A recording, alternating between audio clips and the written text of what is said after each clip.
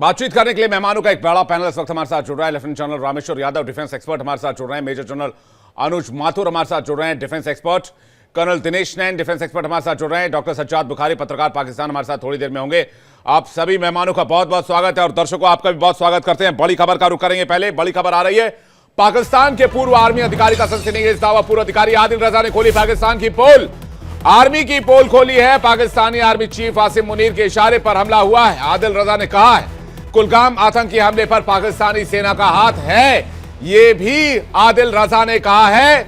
आदिल रजा ने साफ साफ पाकिस्तान के आर्मी चीफ को आतंकी करार दिया है। कहा है पाकिस्तान का आर्मी चीफ टेररिस्ट है, वो आतंकी है। पाकिस्तान के पूर्व आर्मी अधिकारी का सनसनीखेज दावा, पाकिस्तान के आर्मी चीफ को बताया आतंकी। आपको बता दें, एक और बड़ा खुलासा यह हो रहा है, ex Pentagon official Michael Rubin ने कहा है पाकिस्तान का army chief al Qaeda chief Osama bin Laden से कम नहीं है। यानी पूरी दुनिया में पाकिस्तान की थू थू हो रही है और पाकिस्तान के आर्मी चीफ को आतंकी करार दिया जा रहा है। इवन पाकिस्तान के अंदर भी पाकिस्तान के पूर्व अधिकारी कह रहे हैं कि पाकिस्तान का आर्मी चीफ कोई और नहीं बल्कि एक टेररिस्ट है, एक आतंकी है। सबसे पहले मैं रुख करूंगा lieutenant general Rameshwar Yadav sir का, उसके बाद मेजर जनरल माथुर सर के पास, उसके बाद दिनेश नैन सर आपके पास आऊंगा। सर, सबसे पहले मेरा सवाल रामेश्वर यादव सर आपसे कि क्या पाकिस्तान के अंदर खौफ बहुत ज्यादा है, डर बहुत ज्यादा है और इस वजह से पाकिस्तान के लोग कबूल कर रहे हैं कि मुनीर ने करवाया, इसको हटाओ, यह पूरे पाकिस्तान को मरवा देगा, यह पाकिस्तान पर अटैक करवा देगा। एक मुनीर की हरकत की वजह से पूरी पाकिस्तान की आवाम आज खौफ में है, खतरे में है। रामेश्वर यादव सर। देखिए, मेरा मानना तो यह है कि ये जो भी हादसा हुआ है इसमें पूरी सोची समझी हुई साजिश जो है, ये सारा का सारा जो प्लानिंग है, ये सारी की सारी पाकिस्तान के आर्मी हेडक्वार्टर्स में हुई है और उनके आर्मी चीफ के संरक्षण में हुई है। तो इसमें कोई, मेरे मन में तो कोई शक है ही नहीं। बाकी की लोग जो भी बात करते रहे, पहली बात। दूसरी बात यह है कि जिस प्रकार से 5 से 6 दिन पहले आर्मी चीफ ने एक भाषण दिया था, उस भाषण के अंदर जो भाषा का इस्तेमाल किया है और जो 2-3 मुद्दे उन्होंने उठाए थे, 2 नेशन थ्योरी की पहली बात बोली। उन्होंने बोला हिंदू और मुस्लिम 2 अलग अलग नेशंस हैं, ये आपस में साथ में नहीं रह सकते हैं। वहां से पूरी इस हादसे की भूमिका तैयार हुई है और कनेक्ट भी होता है। बाद से इसको हिंदुओं को निशाना बनाना और वहां पर उस सभा में कहना कि भाई हम हिंदू मुल्क से अलग हैं, हम मुसलमान हैं, हम कलमा के नाम पर बने हैं। हाँ, तो ये जो कनेक्शन है बिल्कुल क्लियर है। और जो भाषा उन्होंने वहां पे बोली है, वही दहशत गर्दों ने भी वहीं पे जाके वही भाषा बोली है अपने एक्शन के थ्रू। तो इसके अंदर टोटल डायरेक्ट लिंकेज है, इसमें कोई शक की बात ही नहीं है। और साथ ही साथ जैसे अमेरिका के जो पुराने पेंटागन के अधिकारी हैं, उन्होंने तो बड़े साफ शब्दों में बोल दिया है कि इनमें और ओसामा बिन लादेन के अंदर कोई फर्क ही नहीं है, दोनों के दोनों टेररिस्ट है और इनको अंतरराष्ट्रीय टेररिस्ट घोषित कर देना चाहिए। मैंने सुना है उनका टेप उसके अंदर, तो इसमें कोई शक की बात नहीं है।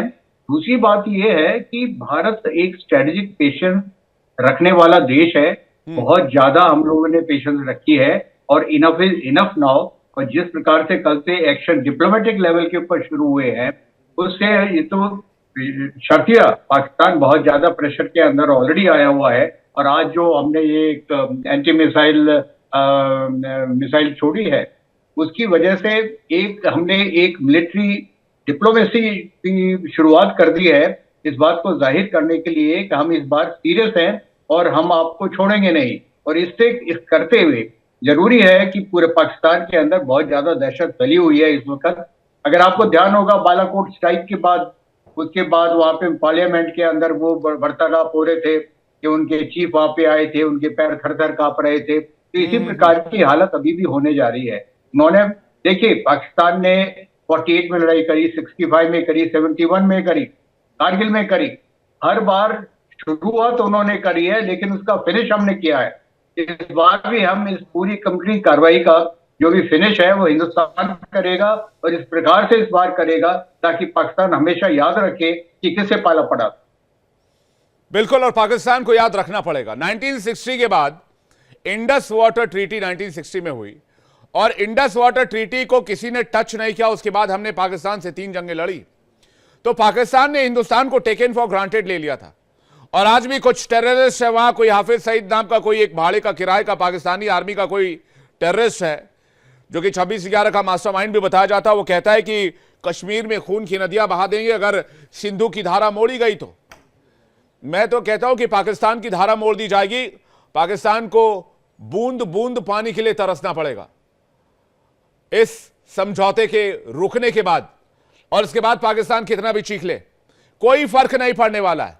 लेकिन जिस तरह से पाकिस्तान गीदड़ भभकी दे रहा है, जिस तरह से पाकिस्तान खुद को कवर अप करने की कोशिश कर रहा है, दो एस्पेक्ट है सर। माथुर सर के पास जा रहा हूं, उसके बाद कर्नल दिनेश आपके पास। और मैं सर, 2 एस्पेक्ट हैं। एक तरफ वो कहता है कि हम देख लेंगे, ये एक्ट ऑफ वॉर मानेंगे हम। दूसरी तरफ चीख चीख के कह रहा है हमारी कोई भूमिका नहीं है, हमने कुछ नहीं किया है, हम नहीं जानते कि पहलगाम में ये सब कैसे हुआ, भारत सबूत दे तो हम जांच करवाएंगे। एक इंस्टांस वो ले रहा है जिसमें भारत को धमकाने की कोशिश कर रहा है, दूसरा इंस्टांस खुद को सेफगार्ड करने की कोशिश कर रहा है कि हम पर एक्शन मत लेना, हम पहले ही टूटे बिखरे हुए हैं, हम बलूचिस्तान में ब्लीड कर रहे हैं, हम केपी में ब्लीड कर रहे हैं, हम सराइकी में ब्लीड कर रहे हैं, हम जो अलग पीओके में हम ब्लीड कर रहे हैं, क्योंकि पीओके भी पाकिस्तान के हाथ से फिसल रहा है, वहां के लोग पाकिस्तान के साथ नहीं है। तो पाकिस्तान के ये 2 इंस्टांस हैं, एक दिखावा है, एक छलावा है। माथुर सर। बिल्कुल विवेक, देखिए आपको ये बात समझनी पड़ेगी पाकिस्तान के बारे में कि पाकिस्तान के पास ताकत नहीं है किसी भी कन्वेंशनल वॉर में हमारे सामने टिकने की। अभी आपने कुछ कंपैरिजंस दिखा रहे थे आप कि हमारी सेना इतनी है, उनकी इतनी है, हमारा ये इतना है, उतना है। ये कोई कंपैरिजन है ही नहीं। तो ये पाकिस्तान अच्छी तरह से जानता है कि वो किसी प्रकार से भी भारत से कन्वेंशनल वॉर जीत नहीं सकता। आज का अंतरराष्ट्रीय परिप्रेक्ष्य इस प्रकार का है कि पाकिस्तान के साथ कोई भी दुनिया का देश खड़ा नहीं है, चाहे वो चीन हो, चाहे वो अमेरिका हो, चाहे वो रशिया हो। ये बिल्कुल पाकिस्तान को समझ लेना चाहिए, क्योंकि अब देखिए चाइना का अपना एक इशू चला हुआ है विद अमेरिका के साथ, और उस वॉर में चाइना को इंडिया की मदद नहीं कहूंगा, इंडिया का साथ चाहिए। तो ये आपको बात समझनी पड़ेगी कि पाकिस्तान इस बात को भली भांति जानता है कि वो भारत से कन्वेंशनल वॉरफेयर नहीं कर सकता और जीत नहीं सकता अगर करेगा। तो अब उनको घबराहट यही हो रही है कि कहीं भारतवर्ष ने हमला कर दिया तो फिर पाकिस्तान का क्या होगा। अब जहां तक सवाल इंडस वाटर ट्रीटी का है, विवेक, कल से मैं 4 बार आपके चैनल पे बोल चुका हूं, इंडस वाटर ट्रीटी लॉपसाइडेड थी।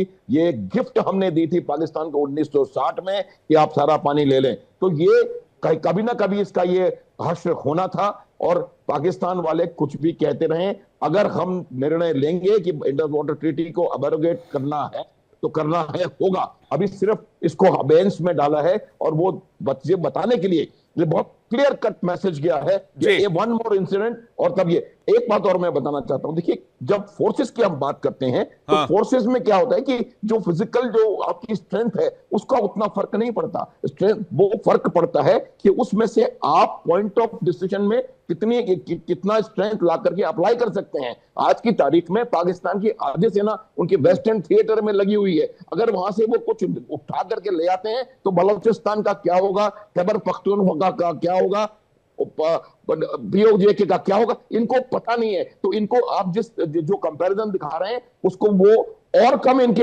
उसमें जाएगा। और नेवी इनकी कुछ नहीं है, एयरफोर्स, हमारी एयरफोर्स सामने क्वांटिटेटिवली, क्वालिटेटिवली और पायलट क्वालिटी के हिसाब से कुछ नहीं है। हमारे MiG-21 से अभिनंदन ने एक F-16 मार के गिरा दिया था। तो इनको मालूम है कि किसी भी प्रकार से ये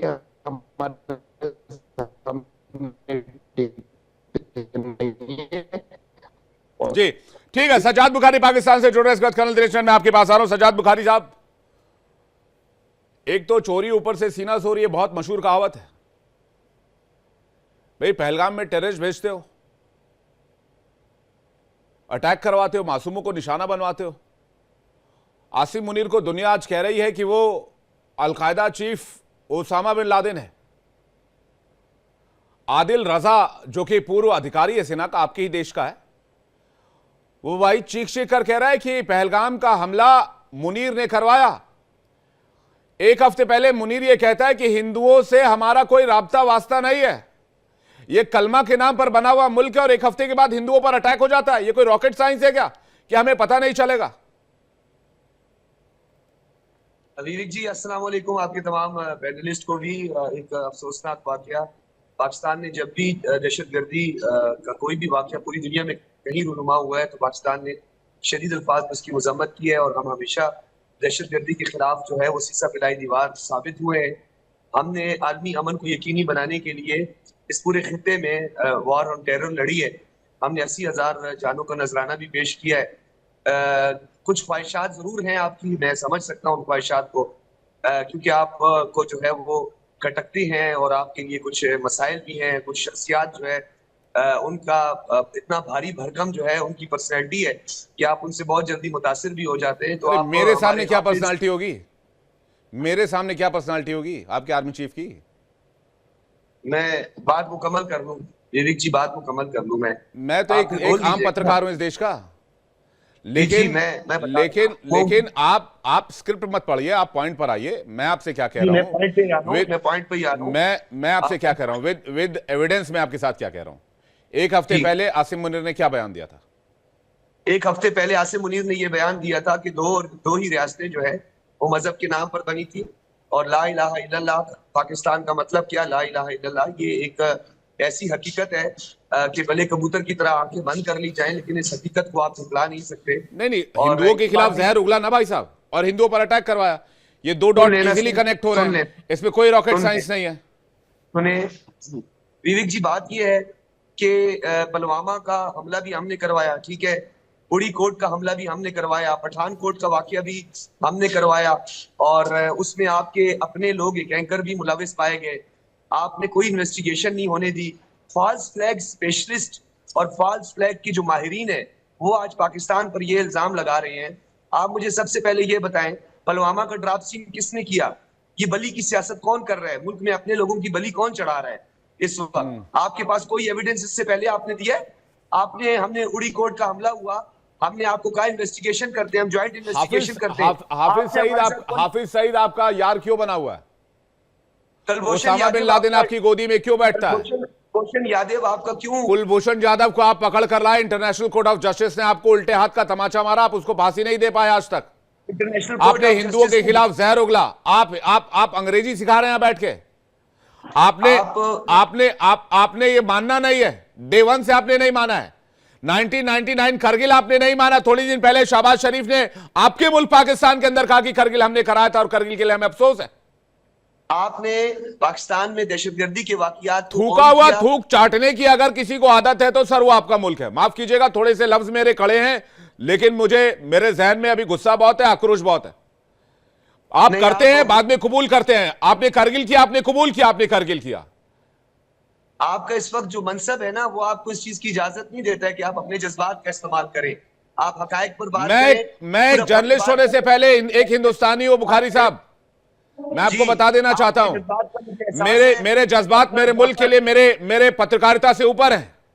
मैं एक हिंदुस्तानी हूं, अगर इस देश को जरूरत पड़ी तो मैं हथियार लेके इस देश के लिए जंग भी लड़ सकता हूं। आपको जैसे अपना देश प्यारा है, इसी तरह मुझे अपना मुल्क पाकिस्तान बहुत प्यारा है। जब जाफर एक्सप्रेस पर हमला हुआ तो आपके चेहरे की मुस्कुराहट मुझे आज तक याद है, आपके पैनलिस्ट के चेहरे की मुस्कुराहट और खुशी, और वो जो विक्ट्री आप तो जाफर एक्सप्रेस पर हमला तो आपके लोगों ने ही किया था, जिन बलूचिस्तानियों को आप चुन चुन कर मारते हैं। आप मिजोरम, नागालैंड और त्रिपुरा में तो आप लोगों के नरेंद्र मोदी ने कोई अपना दौरा मंसूख नहीं किया। इस बार आपके नरेंद्र मोदी ने बड़ा दौरा मंसूख करके वापस। मेरे डिबेट में चक्कर खा जाएंगे आप, नागालैंड मणिपुर अगर ज्यादा घूमने लग गए तो।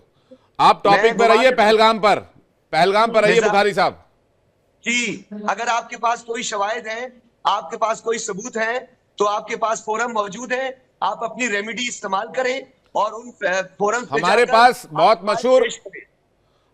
बहुत मशहूर अलीगढ़ का ताला है, हमने पाकिस्तानी दूतावास पे लगा दिया है, इंडस वाटर ट्रीटी पे लगा चुके हैं, शिमला समझौते पे भी लगा देंगे, और वो ताला अटारी बॉर्डर पर भी लग चुका है। बहुत बड़ा वाला ताला है। उस ताले के खुलने की चाबी किसी के पास नहीं है सिवाय हिंदुस्तान के। हरकतें सुधरेंगी तो हम विचार करेंगे। विवेक जी, थोड़ा स्टडी करके आए। ये एक ट्रीटी है ये एक मुआहिदा है जिसको यकतरफा अरे तौर पर आप तेल मुअत्तल लेने नहीं गया कर सकते। ट्रीटी, आप आर्टिकल 370 तेल लेने गया ट्रीटी, मैं कह रहा हूं तेल लेने गया, हमने रोक दिया इमीडिएट इफेक्ट से। आपने कल एमईए का बयान नहीं सुना है? कुछ दिन के बाद आपको हम इमीडिएट बताएंगे। इफेक्ट से आप जिस अंतरराष्ट्रीय बैंक की बात कर रहे हैं ना, उसके हवाले से भी अगर आप कुछ करना चाहें ना तो नहीं कर पाएंगे। हम सिंधु नदी का जल न सिर्फ मोड़ेंगे, रोकेंगे, बल्कि हम अपने लिए विद्युत परियोजना भी बनाएंगे। हम क्यों आतंकियों के लिए पानी भेजें?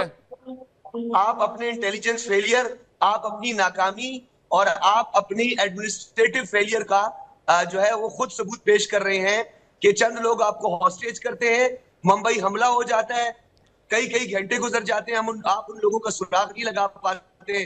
अब जब ये जाफर एक्सप्रेस का वाकया हुआ था, अफसोसनाक वाकया, तो बलूचिस्तान में जब आप बगले बजा रहे थे, आपके चेहरे पर मुस्कुराहट आ रही थी, उस वक्त आपकी इंसानियत कहाँ गई थी? घास खाने गई थी, तेल लेने गई थी, या मुरब्बा बन रहा था आपकी इंसानियत का?